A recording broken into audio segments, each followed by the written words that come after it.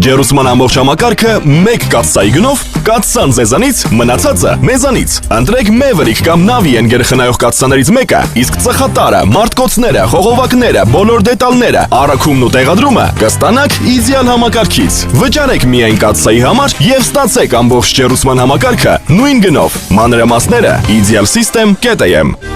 Իդեալ համակարգ 29 տարի դեպի կատարելություն։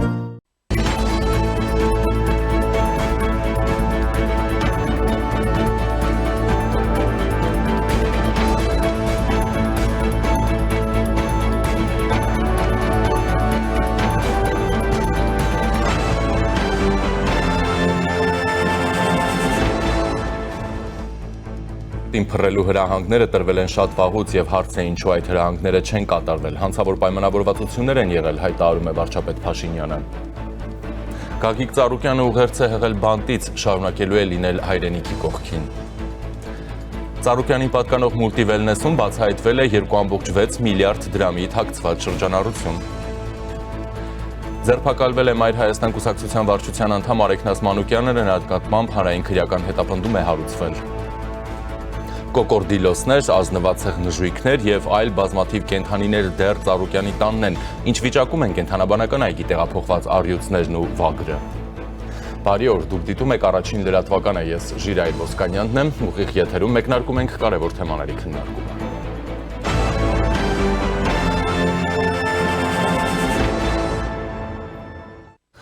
Եվ այսպես Հանրապետության վարչապետ Նիկոլ Փաշինյանը այսօր գործադիրի նիստից հետո անդրադարձել է դատաիրավական ոլորտին։ 8 տարի մենք ստիպված ենք եղել պայքարել, այդ թվում դատաիրավական մաֆիայի դեմ եւ գործերը պատշաճ ընթացք չեն ստացել, այդ թվում հանցավոր պայմանավորվածությունների պատճառով մարդիկ շարունակելու են իրենց արտոնյալ զգալ։ 8 տարի մենք ստիպված ենք եղել պայքարել, այդ թվում դատաիրավական մաֆիայի դեմ եւ այն մարդիկ, ովքեր չեն ենթարկվել եւ այդ գործերը, որոնք պատշաճ ընթացք չեն ստացել, այդ թվում հանցավոր պայմանավորվածությունների պատճառով եւ մարդիկ շարունակել են իրենց արտոնյալ զգալ եւ դատաիրավական համակարգը այդ թվում նորմալ չի գործել։ Հիմա Հայաստանի ժողովրդի եւ կառավարության ակնկալիքն է, որ դատաիրավական համակարգը նորմալ գործի, որպեսզի դա նաեւ նրա մասին է խոսում, որ մինչև հարցերը չեն հասնում համաժողովրդական քաղաքական մակարդակի, ինչ-որ խնդիրներ շարունակում են դες տեղապտույտի վիճակում հայտնվել։ Օրինակ, ասում են, որ քաղաքական հետապնդում, ես ասում եմ, որ ընդհակառակը տեղի է ունեցել մինչև վերջերս քաղաքական չհետապնդում, որովհետև այդ թվում պետական համակարգում գործող շոշափուկները նախորդ քաղաքական իշխանությունների պրոտեկցիոն պայմաններ են ստեղծել շատերի համար եւ դրա վերջը պետքա տրվի եւ դրա վերջը պետքա տրվի այդ թվում ժողովրդի տված մանդատով։ 2 ամսով կալանավորված Բարգավաճ Հայաստան կուսակցության առաջնորդ Գագիկ Ծառուկյանը Երևան կենտրոն քրեակատարողական հիմնարկից հայտարարություն է տարածել, պնդելով իր հանդեպ իրականացվողը ակնհայտ կեղծ է, ինքն էլ շարունակելու է լինել հայրենիքի կողքին։ Իսկ պետական եկամուտների կոմիտեն հայտնում է, որ Ծառուկյանին պատկանող մուլտիվելնեսում բացահայտվել է 2.6 միլիարդ դրամի թաքցված շրջանառություն։ Պետական եկամուտների կոմիտեի հետաքննության եւ օպերատիվ հետախուզության վարչության աշխատակիցների իրականացրած համալիր օպերատիվ հետախուզական միջոցառումների արդյունքում բացահայտվել է առանձնապես խոշոր չափերի հարկերից խուսափելու դեպք։ Օպերատիվ տվյալներ են ստացվել, որ Երևանում գործող մարզաառողջարարական համալիրներից մեկը համակարգված կերպով թերհայտարարագրում է իր գործունեությունից ստացված եկամուտները, այսպես էականորեն նվազեցնելով պետական բյուջե վճարման ենթակա հարկային պարտավորությունները։ Ստացված տեղեկությունների իրացման նպատակով հետաքննության եւ օպերատիվ հետախուզության վարչության աշխատակիցները մշակել, ձեռնարկել եւ իրականացրել են համալիր օպերատիվ հետախուզական միջոցառումներ։ Ուսումնասիրվել են ընկերության գործունեությանն առնչվող էլեկտրոնային տվյալները, ներքին հաշվառման փաստաթղթերն ու գործունեության իրական ծավալներն արտացոլող տեղեկատվությունը։ Ձեռք բերված տվյալների համալիր ուսումնասիրության, վերլուծության եւ հարկային ու մարմնի տեղեկատվական բազաներում առկա տվյալների հետ համադրման արդյունքում բացահայտվել են ընկերության հարկային հաշվառման եւ գործունեության իրական ծավալների միջև էական անհամապատասխանություններ։ Պարզվել է, որ 2023-ից 24 թվականներին ընկերությունը հարկային հաշվարկներում չի արտացոլել շուրջ 2.6 միլիարդ դրամի շրջանառություն, ինչի հետևանքով պետական բյուջետ չի հաշվարկվել եւ չի վճարվել ավելի քան 832 միլիոն դրամի հարկային պարտավորություն։ Սակայն բացահայտված փաստերն այսքանով չեն սահմանափակվել։ Օպերատիվ հետախուզական միջոցառումների ընթացքում պարզվել է նաեւ, որ հարկային բեռը նվազեցնելու նպատակով ընկերության գործունեության մի մասը ձևականորեն իրականացվել է նախկին աշխատակիցների անուններով գրանցված իրավաբանական անձանց միջոցով, որոնք գործել են հարկման հատուկ համակարգում։ Այդ մեխանիզմի կիրառման արդյունքում շուրջ 158 միլիոն դրամի շրջանառություն դուրս է մնացել ընկերության կողմից ներկայացված ավելացված արժեքի հարկի հաշվարկներից, ինչի հետևանքով պետական բյուջետ չի վճարվել եւս 17 միլիոն դրամից ավելի հարկային պարտավորություն։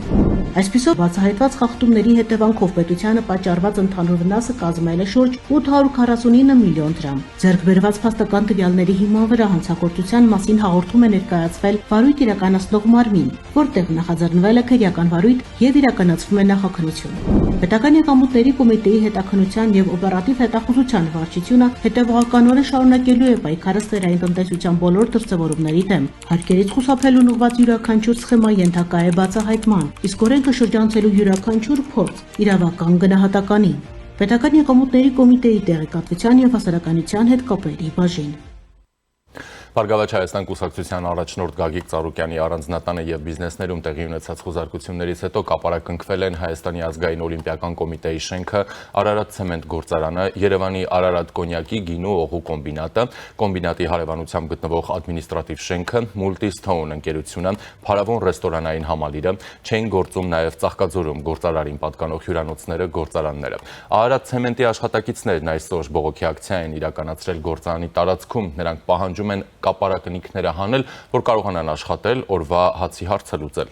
Խնդրին անդրադարձել է Հանրապետության վարչապետը, Փաշինյանը նշել է, որ Արարատ ցեմենտը շատ շուտով լինելու է պետական, նույն ընթացակարգով նշանակվելու է կառավարիչ։ Խնդրում եմ Արարատ ցեմենտի աշխատողներին չմտնել դաշտեր, որ հետո տարիներով անընդհատ նույն ցիկլի մեջ մտնենք։ Նրանք, ովքեր մարդկանց վրա ճնշում կգործադրեն, փորձելով նրանց մղել գործողությունների, ազատվելու են աշխատանքից։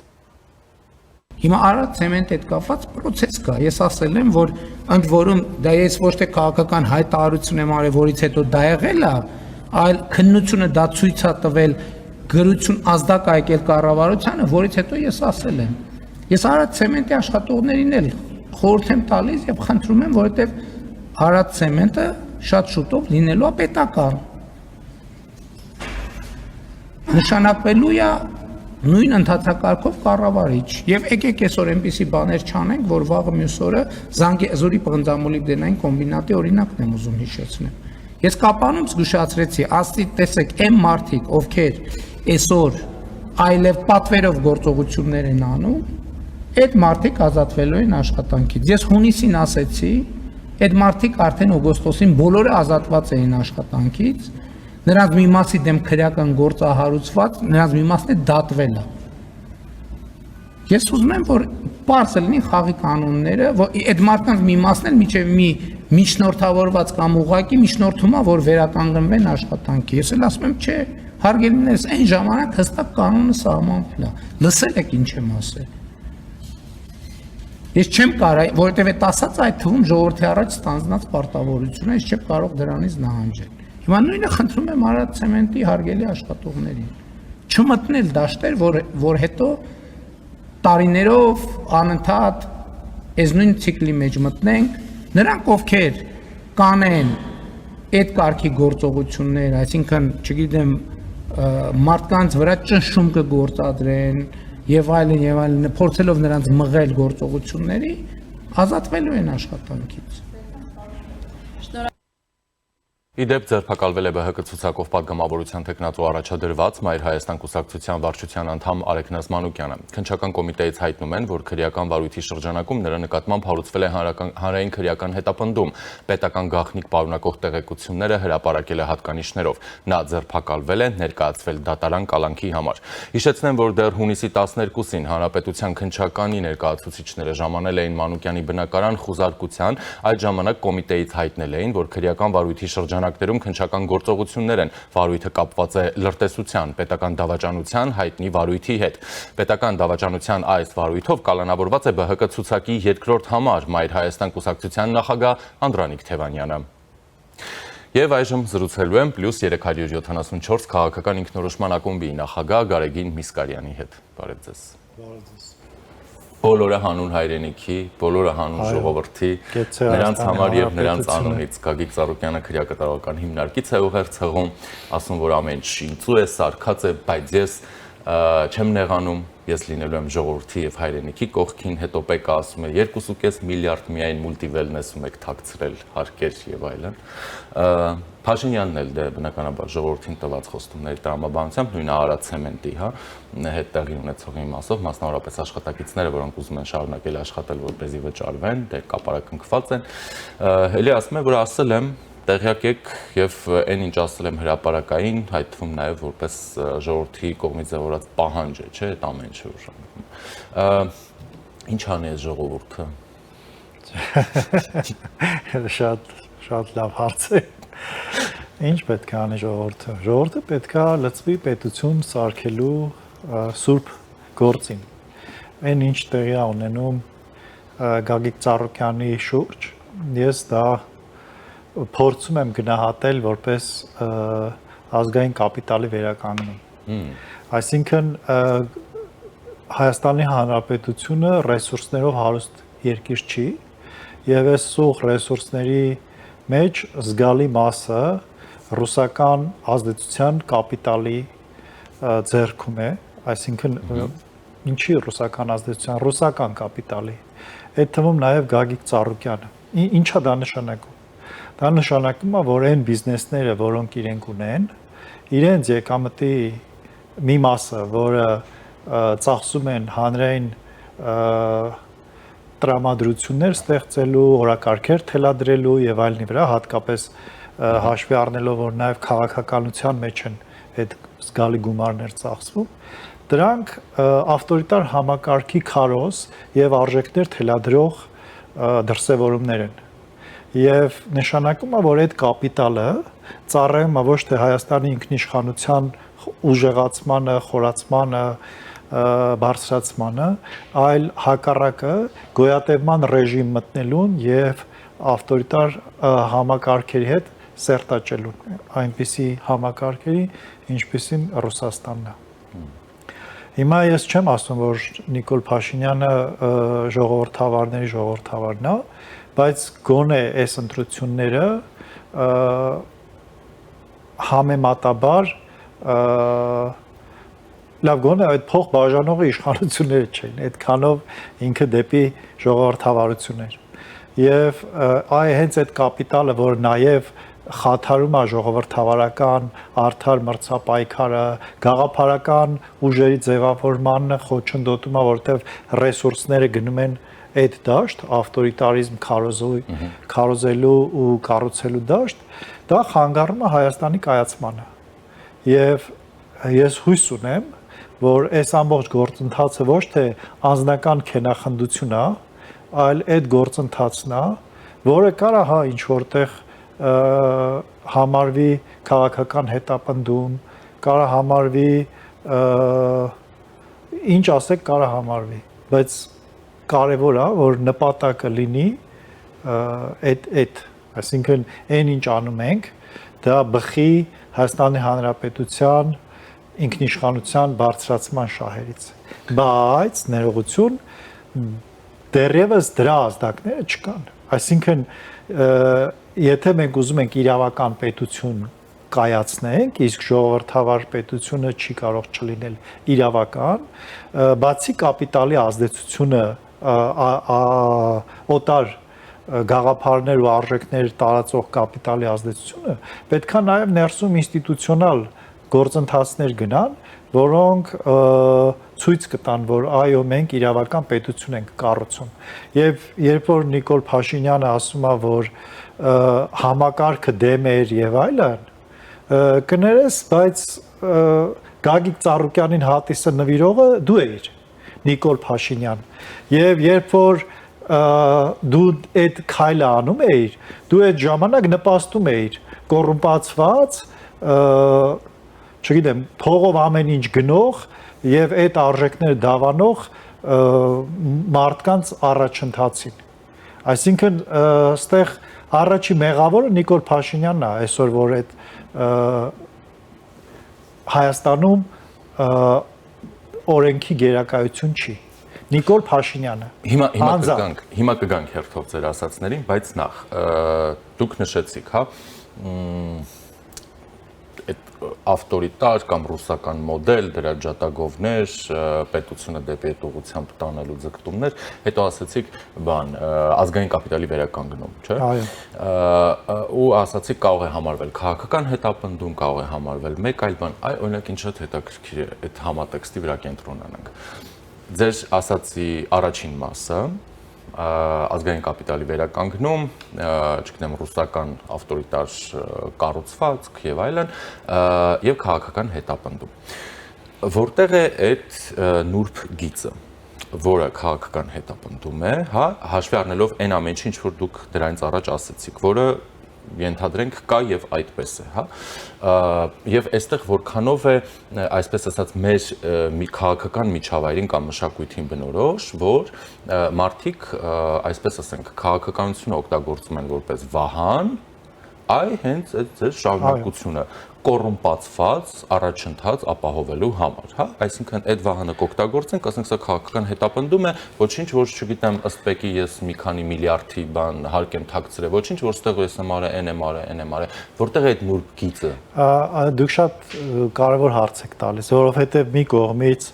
այդ այսօր բանտ նստողներն են իրենց համարում քաղաքական հալածյալ եւ մյուս կողմից այն մարդիկ, ովքեր մի հոգու կամքով քրեական գործեր են հարուցում եւ մի հոգու կամքով չեն հարուցում, ինչպես հատիսի դեպքում եղավ, դա արդարադատություն չի։ Այսինքն այստեղ շատ նուրբ սահման կա եւ ես դրա համար ասում եմ, ես հույս ունեմ, որ այդպես է։ Իսկ դրա նախանշան այդպես է թե չէ, մենք կարող ենք իմանալ շատ մի պարզ ձևով։ Եթե գործող իշխանությունը հռչակել է, ինչպիսի Հայաստանի Հանրապետություն է ուզում ունենալ 5 տարի հետո, չեմ ասում 10 տարի հետո, որովհետև 5 տարի հետո իրանք հնարավոր է լինեն ընդդիմություն։ Այդ 5 տարվա Հայաստանի Հանրապետություն ինչպիսին պետք է լինի։ Էլի պետք է այսօր սենց ինչ պատահի մի օր առյուծ քնացնենք, մի օր շոուներ անենք, որ ցույց տանք, որ մենք փոփոխություն ենք անում, թե հստակ կա ճանապարհային քարտեզ, թե այդ կապիտալը ոնց ենք վերադարձնում։ Այդ ես մի շատ པարզ օրինակ բերեմ, օրինակ հեծը, երբ որ ռուսական ռուսներին է ծառայում, այսպես ասած, ինքը դրամաշնորհներ է տալիս կամ նվիրաբերություն անում ռուսական գրքի Դոմ ռուսկոյ կնիգի, հա, ասենք այդ կառույցին, որը ռուսական նարատիվներն ու մշակույթը, լեզուն տարածելուն է միտված։ Այսինքն ստացվում է, որ մեր երկրում գործող կազմակերպությունը ֆինանսավորում է մեր դեմ գործող պետության նարատիվներն ու քաղաքականությունը առաջ տանելու հարցը։ Լավ է անում։ Չէ, լավ չի անում։ Ինչի՞։ Բա որտեվ ազգային կապիտալը, այսինքն դա կարա փոքր բիզնեսմենը անի, օրինակ ինչ որ մի IT-շնիկ եկել է Ռուսաստանից, ուզում է նվիրաբերում է։ Չէ, բայց ռազմավարական, դա ես եմ ասում, Հայաստանում ռեսուրսները սահմանափակ են։ Եվ այդ սահմանափակ ռեսուրսները կենտրոնացած են մուլտի գրուպ, չգիտեմ, այդ ամբողջ այդ կայսրության շուրջ, հայկական էլեկտրացանցեր եւ տաշիր եւ այլն այդ կայսրության շուրջ եւ այդ այդտեղ է ռեսուրսը եւ եթե այդ ռեսուրսը Զանգեզուրի փղնցաբլիբդինային գործարան եւ այլն եւ եթե այդ կապիտալը ծառայում է Հայաստանում հայ ժողովրդի ինքնության զարգացման, գիտության զարգացման խթանելու կամ քաղաքացիական հասարակությունը զարգացնելու խթանելու փոխարեն ռուսական նարատիվներն ու մշակույթը տարածելուն այդ չեղավ ազգային կապիտալ։ Այսինքն Արարատցեմենտը պիտի պետականացվի։ Այո, Արարատցեմենտը պետք է, ես եթե դրա համար հիմքեր կան, ես չգիտեմ, կարող է որ պետականացնեն վնասով աշխատի, ես այդ հարցում տեղեկացված չեմ, բայց այն որ ռազմավարական նշանակություն ունեցող բիզնեսները պետքա ազգային կապիտալ որպես լինեն, այսինքն ծառայեն Հայաստանի Հանրապետության ինքնիշխանության ավելացմանը։ Այդտեղ պետքա այդ կապիտալի տերը լինի մարդ կամ խումբ, որը շահագրգռված է Հայաստանի ինքնիշխանության ավելացմամբ, շահագրգռված է Հայաստանի պաշտպանության ավելացմամբ, շահագրգռված է Հայաստանի սուբյեկտայնությամբ, ոչ թե ամեն ինչ անում են, որպեսզի ժողովուրդը հուսալքվի կամ չգիտեմ, կամազուրկ դառնա։ Դուք ասացիք, հա, այդ գումարների վերադարձ եւ այլն, բայց կա օրինակ ապօրինի գույքի, հա, բռնագանձման այդ վարչությունը ներդրած, որը աշխատում է։ Այդ ինչ որ արվում է, շատ մանր գործողություններ է։ Ես ասում եմ, դա կարելի է գնահատել, դա լավ արվում թե չէ։ Եթե կա աշխատանքային քարտեզ, եթե կա պլան, որ մենք առաջիկա 5 տարում այս գործերով, այս քրեական դատավարության, չգիտեմ, 200 գործ կա, այս 200 գործը 3 տարի հետո էլ դատարանում գործ չի լինելու, կամ այս 200-ից ոչ մեկը չի լինելու։ Թե չէ, ասենք մարդիկ հիմա անցած տարվա բաներ Վլադիմիր Գասպարյանը եւ Լյովա Երանոսյանը մեղավոր ճանաչվեցին եւ ազատ արձակվեցին, համաներմամբ գնացին տուն։ Այդ չեղա, որ մենք արդարադատություն ենք էլի իրականացնում։ Այսինքն ինչ ենք մենք պլանավորում անել։ Դա ինչ անենք, տանք ամբողջ իրավակարգը փլենք։ Ես չգիտեմ, չէ, իշխանություններն իրանք են, իրանք պետք է ասեն։ Մենք ինչ ենք ուզում անել։ Ասացին։ Չեն ասել, ինչ։ Հեղափոխությունից ասֆալտին ենք փռելու, պատերին ենք ցերկելու, կզսնելու ենք, չէ, դա լուրջ չի։ Հեղափոխությունից հետո ասացին ու չարեցին։ Վեթինգը խնդիրներ կբերի, հիմա էլ ասում են, այդ հարցերը լուծվելու համար նոր սահմանադրություն է պետք։ Դե չէ, այդ եղավ, որ իրանց օրակարգը առաջ մղելու համար, նեղ կմբակային կուսակցական շահերը առաջ մղելու համար, իրենք համապետական հարցերը խնդիրները նեղացնում, սարքում են եսիմ ինչ ու այդ շրջանակներում կարելի ասել, որ Գագիկ Ծառուկյանը ոչ թե կապիտալի ազգայնացում է, այլ կապիտալի քպայնացում։ Այսինքն իրենք իրանց օլիգարխիան են ստեղծում։ Երկուսն էլ հնարավոր է։ Ես ասում եմ, ես հույս ունեմ, որ ԿՊ-ն սա չի անում սեփական օլիգարխիան ձևավորելու նպատակով, որովհետև դա շատ դա ոչ թե շատ վատ տեղ կտանի, դա ոչ մի տեղ չի տանի։ Տեսեք, դուք նաև խոսքում նշեցիք, որ այդ ամեն ինչին զուգահեռ ներսում նաև ինստիտուտները պետք է ձևավորվեն, կանան եւ աշխատեն, հա։ Փաշինյանը ասում է, ասֆալտին փռելու հրահանգները տվել եմ շատ վաղուց։ Հարցը ինչու այդ հրահանգները չեն կատարվում։ Ով է Փաշինյանը, որ պետքա հրահանգ տա իրավապահներին, որ ասֆալտին փռեն կամ չփռեն։ Դու ով ես, ասա դու վարչապետ ես, չէ՞, այսինքն կա օրենք այս երկրում, կա իրավախախտում, օրենքների խախտում, պետք է անել, ինչի պետք է քաղաքական նպատակահարմարությունից ելնելով դու արդարադատություն իրացնես կամ չիրացնես։ Չէ, հիմա հարցը հետո ասում է, որ դա իրավական մաֆիա, որի դեմ պայքարել են։ Դե էլի, բայց ասենք Գագիկ Ծառուկյանի հետ Նիկոլ Փաշինյանը, որ դաշինք էր կազմում, չէր մտածում, որ այդ մարդը ինչ որ հանցագործություններ արել, հարկեր աթակցրել, որ վուլցի վելնես կա, որ եսիմ ինչ կա։ Այն էլ Նիկոլ Փաշինյանը, որ հին լրագրող է եւ այդ տեղեկությունները հայթայթելու առանց իշխանական լծակների էլ ունի դրա հնարավորությունը։ Ու մեկ էլ հանկարծ ինքը պարզվում է, որ միամիտ մարդը տեղյակ չէր իրեն խաբել համակարգը իր դեմ աշխատել։ Բայց նաև շատ հետաքրքիր է, չէ՞, ասենք, լավ, դուք ասում եք ով է Փաշինյանը, որ ասֆալտին փռելու հրահանգ տա։ Հա, չկա տենց բան, այսինքն դա ինքը ոնց ասեմ, դա ուղիղ նշանակում է, որ Նիկոլ Փաշինյանը բռնել է Իլհամ Ալիևի ճանապարհը։ Շատ լավ։ Ենթադրենք, եթե անգամ դա այդպես է, հա։ Հա, դե այդպես է։ Դե իրեն եմ էլի ցիտում, ես ինձ չօրինեցի, հա։ Բայց նաև հետաքրքիր է, չէ՞, այդ ովքեր են, որ այդ հրահանգները չեն կատարել։ Չգիտեմ, Աննա Վարդապետյանը կամ քննչականի ղեկավարը։ Չէ, Աննա Վարդապետյանը հենց շատ լավ կատարում է Նիկոլ Փաշինյանի հրամանները։ Ներքին գործերի նախարար Սարգսյանը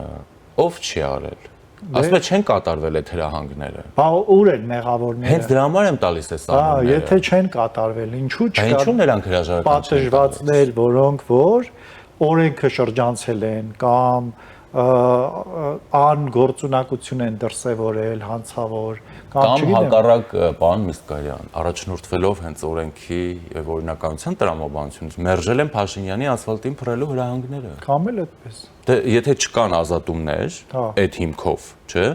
մարդը ասել է ՆԳՆ նախարարին գնացեք փռեք ասֆալտին, չեն փռե, չի ազատվել։ Բայց հիմա փռել են։ Դե մեկին։ Դե հա մեկին։ Մյուսները դե բոլորին չեն կարա փռեն։ Ինչու՞։ Դե իրենք Թույլողակը Ծառուկյանն է։ Դատախազ հակակոռուպցիոն Նիկոլ Փաշինյան։ Չէ, ես հա այնտեղ էլ են 3 հոգի, պատերազմի երագլուխ կուսակցություն։ Հա, 3-ը։ Ահա։ Այնտեղ կանայք շատ են։ Չէ, բայց Ծառուկյանը թույլողակ է։ Հա, Ծառուկյան թույլողակ է։ Այսինքն նրանց չեն հասնելու։ Այսինքն Ծառուկյանի դիրքերը ավելի շատ պաշտպանված էին Բելարուսի աջակցությամբ, այսօր Բելարուսի դիրքերն են թույլ։ Ծառուկյանը պատժվում է նաև, որովհետև Բելարուսն է պատժվում, այսինքն պայմանական։ Եվ Ծառուկյանը պատժվում է, որովհետև նախ դեռ չգիտենք պատժվում է թե չէ։ Դե 2 ամիս առնվազն։ Հա, դե բայց դա չեմ կարծում, որ այդքան լուրջ պատիժա այդքան շատ մեծ կապիտալ ունեցող մարդու համար Հայաստանի պայմաններում էլի, այդ կարողա արաբական էմիրությունների համար դա չնչին է, բայց Հայաստանի ռեսուրսները հաշվի առնելով լուրջ կասկածներ են առաջանում այդ գումարների օրինականության վերաբերյալ, բայց եւ այնպես ես կարծում եմ, եթե կա հանցագործություն, ապա այո, պետքա պատիժը կրի եւ եթե կա այդ բիզնեսները ազգայնացնելու, այսինքն ոչ թե նվիրելու սեփական մտերիմներին, այլ իրապես այնպիսի կառավարիչներ լինեն, որոնք հասկանում են ինչ է պետությունը եւ ինչ է նշանակում պետության մեջ բիզնես անել, ապա այո մենք բոլորը շահած դուրս կգանք մեծ հաշվով։ Իհարկե դրա համար հետո Նիկոլ Փաշինյանը կարա պատասխան տա արդարադատության առաջ 5 տարի հետոից սկսած օրինակ, բայց ես կարծում եմ ինքը դրա հետ հաշտ է։ Որ արդարադատության։ Որը որ պետքա ձևավորվի եւ իրապես արդարադատություն իրացնի, ոչ թե ինչ որ մեկի հրահանգով փռեն կամ բաց թողնեն կամ ոնց էր ասում դիմադրեն, էլի չգիտեմ։ Շնորհակալություն։ Ես եմ շնորհակալ։ Զրուցակիցս +374 քաղաքական ինքնորոշման ակումբի նախագահ Գարեգին Միսկարյանն էր։ Մեր եթերում կարճատև դադար է, որից հետո շարունակում ենք։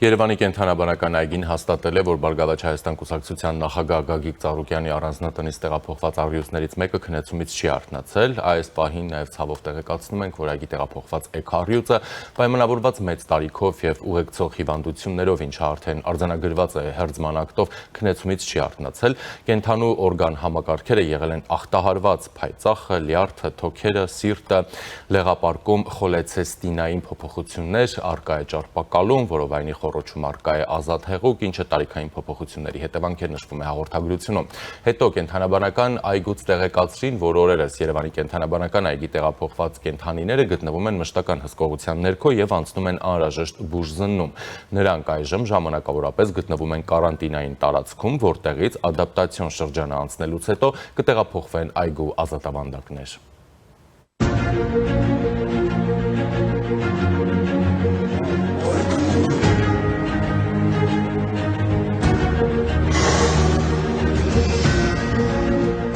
Տեղափոխվել են 3 առյուծ,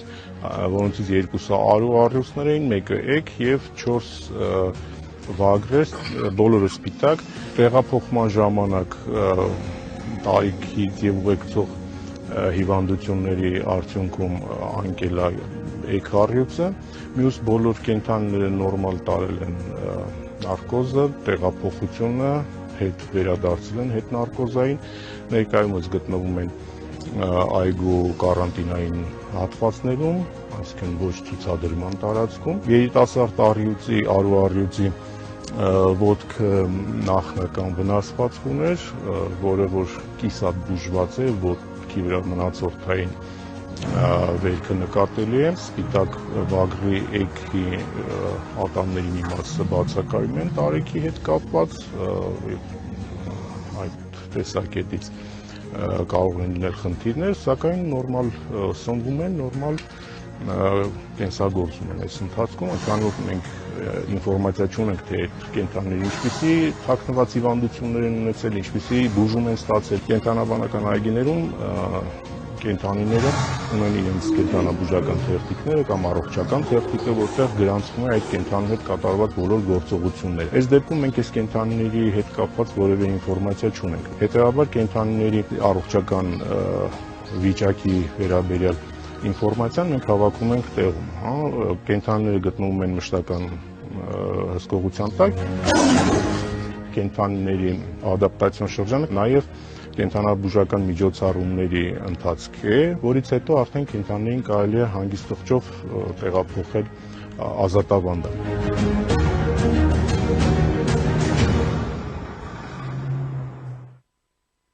Հուլիսի 6-ին Գագիկ Ծառուկյանի առանձնատանը խուզարկությունների շրջանակներում քննեցվել եւ Երևանի կենդանաբանական այգիին տեղափոխվել Ծառուկյանի ընդունելությունների տանը պահվող կենդանիները 3 առյուծ եւ 1 վագր։ Այս պահին Ծառուկյանի տանը դեռ գտնվում են բազմաթիվ կենդանիներ եւ թռչուններ, ձկներ, նաեւ 12 ազնվացեղ սպորտային ձիեր, արաբական, անգլիական տեսակի նժույգներ եւ 9 նեղոսային կոկորդիլոսներ։ Այժմ զրուցելու եմ բնապահպան, իրավապաշտպան Նազելի Վարդանյանի հետ։ Բարև ձեզ։ Բարև ձեզ։ Պարոն Վարդանյան, այս թեման շատ է քննարկվում կենդանիների հետ կապված բնականաբար, եւ ինչ տեսանկյունից պետք է այս հարցին մոտենանք, հա, շատ տարբեր են կարծիքները եւ ավելի մասնագիտական մեզ կողմնորոշեք, հա, ինչ տեսանկյունից մոտենալ այս հարցին։ Շատերը ասում են, չպետք է քննեցնեին, չպետք է ձեռք տային, չպետք է տեղափոխեին, տանեին, այն մնացած կենդանիների հարցը ինչ է լինելու, մի մասը պնդում է այնտեղ խնդիրներ կան այդ կենդանիները հիմա թեր սնվում են, պաշտոնական հաղորդագրությունները հերքում են, մի խոսքով խառը իրավիճակ։ Կարծում եմ, որ մոտեցումը մեկը պետք է լինի, հաշվի առնելով բարոյական, իրավական, բնապահպանական սկզբունքները եւ այդ սկզբունքները բոլորը այս դեպքով խախտվել են եւ ոչ մի իրավական խնդիր չի լուծվել, եթե իմանայինք, որ ինչ որ մի իրավական խնդիր է լուծվել, ինչ որ մի հանցագործություն կանխվել է դրանով, ինչ որ մի արդարություն իրականացվել է մեր երկրում, կասեինք գուցե կարելի էր աչք փակել այս ամեն ինչի վրա, չնայած բնապահպանները այս ամեն ինչի վրա չէին կարող աչք փակել, բայց նման դեպքում, որ ոչ մի հարց չի լուծվել ու այսպիսի անբարոյական, ոչ իրավական, ոչ բնապահպանական մոտեցում են ցուցաբերել այս իրողությանը, ես խոսքեր չեմ գտնում, ես 2 գիշեր չեմ քննել այդ կադրերը տեսնելուց ու ասեմ, որ իմ թոռները ինձ հարց տվին, թե այդ կենդանիներին ինչու են տեղափոխում եւ ինչու սատկացրին, ես պատասխան չգտա։ Միթե այդ հրաման տվողներն ու կատարողները պատասխան ունեն իրենց երեխաներին տալու։ Կարծում եք, որ այդ առյուծը, որը չի արթնացել, ամփոյթ աշխատանքի հետևանք է, չնայած հիվանդությունների Չի հետաքրում, արդեն գիտեք, այդ հիվանդություն ունեցել է, չունեցել, դա գործի հետ առնչություն ուներ, չուներ, դա օրինական էր, թե անօրինական էր պահվում։ Ընդհանրապես այս դեպքին դա չի վերաբերվում, որովհետև եւ միջազգային կոնվենցիաներով եւ մեր օրենսդրությամբ արգելվում է դաժան վերաբերմունքը կենդանի կամ ցանկացած գործողություն, որը կարող է բերել մահվան։ Տվյալ դեպքում մահը առաջացել է եւ դա անհերքել փաստ է։ Հիմա թե դուք հետո բացում եք, տեսնում եք հիվանդություն ու ինչ, փաստը նա էր, որ այդ կենդանին, այդ իր ախտահարված բոլոր օրգաններով ապրում էր ու չգիտես թե ինչքան կապրեր։ Այդ նույնն է, որ մարդուն սպանեն, հետո բացեն, ասեն, գիտես, ինքը մեկը հիվանդ էր, մեկը մահանալու էր ու սպանություն դա չորակեն։ Սա սպանություն է, սա կենդանու սպանություն է, դաժան վերաբերմունք է եւ սրա համար հրաման տվողից մինչեւ կատարողը պետք է պատասխան տան, որովհետեւ բոլորը իրենց փուլով անցնելով պատասխանատու են, որովհետեւ այն կատարողներն են կարող էին հրաժարվեին, ոչ մեկը իրենց չէր ստիպում գնալ ու այդ գործողությունը անել։ Հատուկ նորմեր կան, թե ոնց են կենթանիներին տեղափոխում։ Սա պաշտպանված չէին այդ նորմերը։ Ոչ, իհարկե պաշտպանված չեն, չեք տեսել ջանդակը ոնց են տեղափոխում։ Այդ ընթացքում կարող են եւ լարթը վնասեին, եւ փայծախը վնասեին, եւ ներքին անահոսություն առաջանալ։ Այդ ձևի տենց պարկերով քաշ տալով ոնց կարելի է այդ 100 կիլոից 200-300 կիլոանոց բանը կենթանում տեղափոխել։ Ես չեմ պատկերացնում դա։ Այսինքն ոչ պրոֆեսիոնալ աշխատանքի հետ գործ ունենք։ Մենք ունենք անպատասխանատու, անօրինական գործողությունների հետ։ Իդեպ ասեմ, որ դեռ թանակը չէր չորացել, նոր օրենք ենք ընդունել կենթանիների նկատմամբ պատասխանատու վերաբերմունքի մասին, որը մարտի 28-ին ընդունվել է, ապրիլի նոր ուժի մեջ է մտել։ Բայց 2 ամիս չի անցել այդ օրենքը ընդունել եք, որ սա ցույց տակ, որ ինչ է անում, կամ քննչական մարմինը հայտարարություն անում, որ սա իրեղեն ապացույց է։ Ինչ գործով է իրեղեն ապացույց։ Ոնց կարող են իրանք սա ապացուցեն, որ սա իրեղեն ապացույց է։ Իրեղեն ապացույցը քրեական դատավարության համաձայն դա այն փաստերն են, այն ապացույցներն են, որոնք կարող են հերքել հանցագործության կատարումը կամ ապացուցել։ Ինչն է հերքելու կամ եթե ինքը իր տարածքում մնար, ինչն էր փոխվելու դրանից։ Այսինքն այդ կենթանին ոչ փախնելու էր, ոչ պահելու տեղ կար, ոչ մի բան։ Իրանք ոնց կային, տենց է մնալու էին։ Այդ իրեղեն ապացույցի արգրավումը ինչի կարող էր բերել։ Իմ մոտ ունես մի տպավորություն էր այս ամեն ինչը տեսնելուց, որ այն վայրի ցեղերի մոտ կամ շատ հին ժամանակներում, երբ որ տան տղամարդը մեռնում էր, ամբողջ ընտանիքին դնում այրում էին կենթանիները հետը։ Հիմա մեկին բռնել են, ամբողջ այդ կենթանիներով բանով տարել են նույն անազատության մեջ են դրել այդ վանդակների մեջ, Ադապտացիոն շրջանում են։ Դե բայց տեսակ ինչ պայմաններում են։ Վաղուց կենթանաբանական այգիներում վանդակների մեջ կենթանիները չեն պահում, իրանք վարիերների մեջ են պահում, մեծ տարածքներում։ Ադապտացիոն շրջանում էլ։ Բայց հիմա ինքը փաստորեն առանց հետը որ ստրես են ապրել այդ կենթանիները, որ իրենց սովորական միջավայրից դուրս են եկել, որ այն խնամքը չկա բնականաբար իրենց նկատմամբ, հիմա էլ այդ փոքր վանդակի մեջ իրենք մնացել են, որ այն վերաբերմունքը չկա, ոնց որ նախկինում ա եղել, այսինքն նույնիսկ տիրոջը կորցնելու դեպքում կենթանի շատ ծանր հոգեբանական ապրումներ ա ունենում, ու մենք այդ ամեն ինչը իրանք չունենք թույլ տալու։ Օրինակ կենթանական աշխարհի մասին օրենքում հստակ նշված է, որ կենթանիները պետք է պահվեն իրենց տեսակի համապատասխան, իրենց առողջական վիճակի համապատասխան։ Հիմա այս կենթանիները ոչ առողջական վիճակը գիտեն, ոչ իրենց տեսակի համապատասխան այդ փոքր վանդակներում պահում են, ադապտացիոնն է, ոչ ադապտացիոնն է։ Այդ պահել են, որտեվ տեղ չունեն իրենք, որովհետև այդ կերային հաշվարկը չի արված, բյուջեն արդեն հաստատված է իրանց կենթանիների քանակով ու տարել են, հիմա չգիտեմ ոնց են դա անելու։ Այսինքն ոչ մի պայման չի ստեղծված եղել եւ այդ հապճեպությունը ինչով էր պայմանավորված, ես չգիտեմ։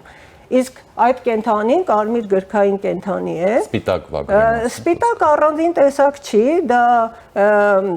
գունային մուտացիա է, որը իրեն դարձնում է խոցելի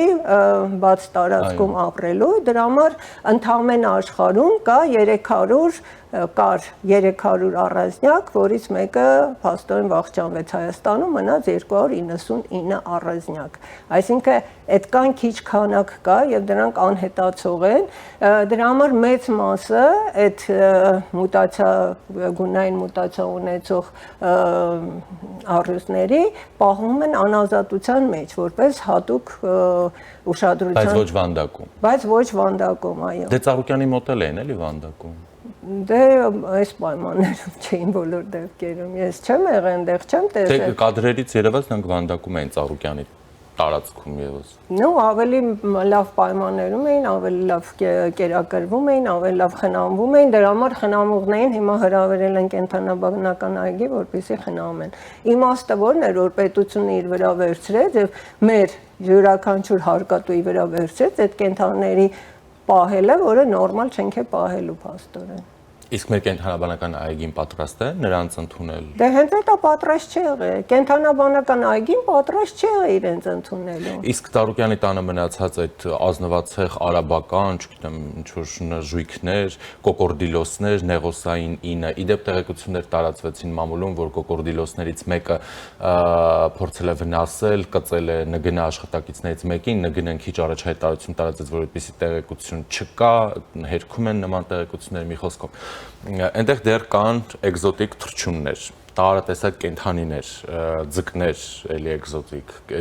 կոկորդիլոսները, այդ նժույգները եւ այլն, եւ գործողությունների առաջին օրը քաղաքապետանի հաղորդագրությունում նշվում էր, որ մնացած կենդանիների մասով կտրվի լրացուցիչ տեղեկատվություն եւ հետագա գործողությունների մասին էլի կտեղեկացվի, հա։ Հիմա այս կենդանիներն էլ պետք է տանենք կենդանաբանական այգի, թե թողնեն այդ որոշում կայացնողներին քարցնեք, բայց որ չէ, որն է ավելի նպատակահարմար ըստ ձեզ։ Նպատակահարմարը, որտեղ բնակվում են, տեղը պետք է բնակվեին այդ կենդանիները։ Հետո առաջինը այս գործի շրջանակներում այս կենդանիները ընդհանրապես կապ չունեն, այս կենդանին ոչ փողալված է, ոչ փողագողած է, ոչ չգիտեմ հարկեր չի վճարել։ Ապացույց է, որ ինքը անօրինական։ Բայց այդ գործը չեն քննում այսօր։ Նաև Անօրինականը ինչ կապ ունի, մեկը ինքը եթե անօրինական է, այստեղ կլինի թե այնտեղ, դա չի փոխվելու։ կոկորդիլոսները բա որ արտագաղթ են։ Դա անիմաստ էր այս ամեն ինչ անելու, այսինքն ոչ մի նպատակի չի հասել, բացի նրանից, որ այս աղմուկը բարձրացել է, այն էլ COP17-ի շեմին, որ մենք փաստորեն պարտավորություն ունենք, որ վայրի կենդանիների պահպանություն պետք է իրականացնենք, հիմա ինչ են անելու, այդ թիթեռին, որ այդքան քննադատում էին թիթեռին ասում, հիմա լոգո ենք սարքել, հիմա մի հատ էլ առուստ են կողքը, որ տեսեք, որ մենք հերիք չի, որ ամուր սարում թիթեռ ենք ոչնչացնում, հիմա սպիտակ առյուծ ենք ոչնչացնում, հա, ու տենց կոպ ենք մտնում ենք։ Չէ որ այդ ամեն ինչը որ արվում է, պետք է մի քիչ հեռու նայել էլի։ Եվ մեր կոպի աշխատանքի վրա։ Դե բոլոր դեպքերում վարկանիշը կընկնի բոլոր դեպքերում մեր երկրի, որովհետև արդեն բնապահպանները ամբողջ աշխարհով նամակներ են ուղարկել բոլոր կենդանաբաններին, կենդանիների իրավունքների պաշտպանող կազմակերպություններին, արդեն այդ նամակները գնացել են։ Ինչ են ասում։ Հիմա արձագանքները կտեսնենք։ Բոլոր դեպքերում այդ հարցը կբարձրացվի, որովհետև դա նորմալ երևույթ չէր։ Եթե ասում եմ, էլի կարողանային իրենք բացատրեին, թե դա ինչով էր վտանգավոր մարդկանց համար, դա մի ուրիշ բան էր, բայց որ այնտեղ մնային։ Հա, որ այնտեղ մնային, բայց տարիներ շարունակ բոլորը իմացել են, որ այդ կենդանիները այդտեղ են, աչքերը փակել են, ոչ մի բան չեն ասել։ Հիմա այդ շոուի մեջ ուզեցան այս կենդանիներին տեղափոխել ու ինչ որ հոգեբանական ինքնահաստատում լինի որոշ մարդկանց մոտ, ես չեմ գտնում, որ դա թույլատրելի է եւ սա կոնկրետ ընտանիքին, կոնկրետ անձերին չի վերաբերում, սա ընդհանուր խնդիր է, որովհետեւ եթե այսօր մենք փակենք աչքերը այս դեպքի վրա, վաղը մյուս օրը կկրկնվեն այլ դեպքեր եւ նույն ձևի կարող են ընտանիքի անդամներին արգրավեն կամ չգիտեմ ինչ անեն, էլի, որովհետեւ այդ կենդանիները ընդհանրապես կապ չունեին այս գործի հետ։ Տիկին Վարդանյան, եւ մի հարց, էլի, օրինակ ստեղից սկսեմ, ինձ համար կենդանաբանական այգիներ, կրկեսներ, որտեղ կարող են այդ թվում վայրի կենդանիներ ելույթ ունենալ, ակվարիումներ եւ այլն, դրանք բոլորովին անընդունելի երևույթներ են։ Ես մեծ ջատագովն եմ, որ Երևանում կամ Հայաստանում առհասարակ չլինեն կենդանաբանական այգիներ ու նման բաներ, լավ է, որ օրենք ընդունեցին կրկեսում էլ չեն լինելու կենդանիներ։ Զվարճանում եք, գնացեք, թող մարդիկ ձեզ զվարճացնեն, իրարով զվարճացեք, հա։ Ինչու է պետք փոխարինում են։ Ինչու է պետք, որ Երևանը ունենա կենդանաբանական այգի, որ ինչ։ Ես էլ եմ դեմ, ես երբեք որևէ երկրում կենդանաբանական այգի չեմ այցելում, բուսաբանական բոլոր այգիները, որ երկիր գնացել եմ, այցելում եմ ու նախանձով եմ նայում, որ մեր բուսաբանականը չի համապատասխանում այդ ստանդարտներին, բայց կենդանաբանական այգիներ չեմ ցանկանում, որովհետև կենդանիներին փակ տարածքում դժվար եմ ես պատկերացնում, որովհետև այն էլ առյուծի պես կենդանի, որ Պաստորեն կենթանական աշխարհի տիրակալն համարում, խեղճացրած, նույն էլ թռչունները եւ այլը, կան տեսակներ, որ անազատության մեջ պետք է պահվի, որտեղ նույն այդ ձկներ տեսակները, որ չէ, խոսքը դրանց մասին չէ, այսինքն հատուկ, որտեղ դրանք շատերը արհեստական ձևավորված են հենց ակվարիումային,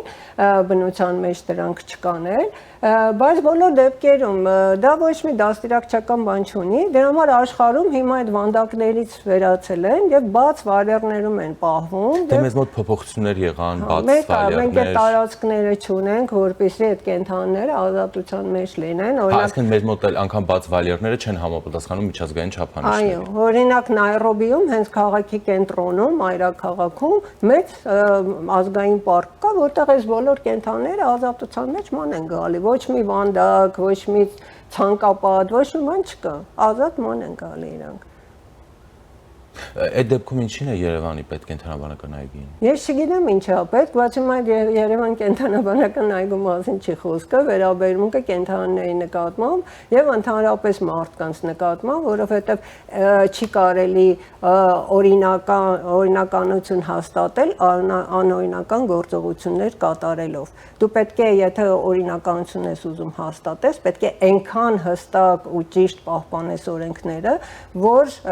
մարդիկ հասկանան, որ հա այդ որոշում կայացնողները կամ կատարողները հստակ պահպանում են օրենքները եւ բոլորը դրան պետք է հետևեն։ Բայց հենց ամեն ինչն է արժեզրկվում եւ արդարությունն է եւ իրավապահ մարմինների աշխատանքը, այդ թվում որ ասես մի հատ տեղեկանք են տվել թե օրգանները ախտահարված են, այսինքն ցանկացած փաստաթուղթ մեզ համար դառնում է առ-ոչինչ, որտեվ արդեն վստահություն չի ներշնչում։ Դա փաստաթուղթ չի ու իրեն հարգող մարդը նման փաստաթուղթ չէր ստորագրի։ Շնորհակալություն։ Զրուցակիցս բնապահպան, իրավապաշտպան Նազելի Վարդանյանն էր։ Մնացեք առաջինի հետ, ես Ժիրայր Ոսկանյան։